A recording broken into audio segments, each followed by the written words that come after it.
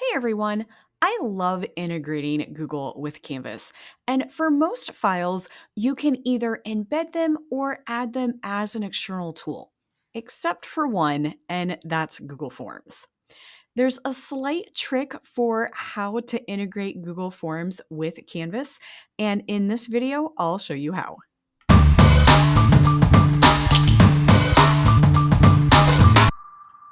Google Forms are great for surveys and exit tickets and so much more. And when combined with Canvas, makes it easy to deliver to students. But you can't embed a Google form as you would other Google files.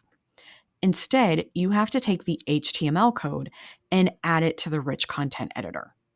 I promise, it's easier than it sounds and requires only a few clicks. In Google, click on the Send button.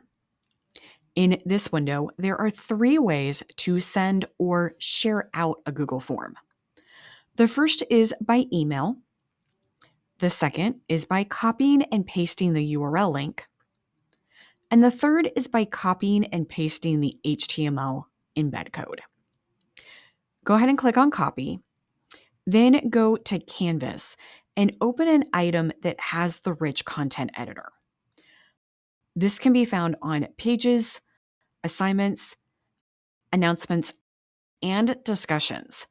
But embedding a Google form is probably best done using Pages or Announcements, since students wouldn't actually be churning in an assignment in Canvas. To paste the code, you're going to look for a button underneath the rich content editor that looks like this. Then paste the code and click the button again, and your Google form will be embedded in the page.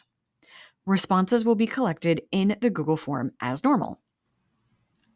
If you would like to learn more about how to integrate Google Files with Canvas, see the description area below for my videos on how to embed Google Files into the Canvas Rich Content Editor and how to add files to Canvas modules. Thanks for watching.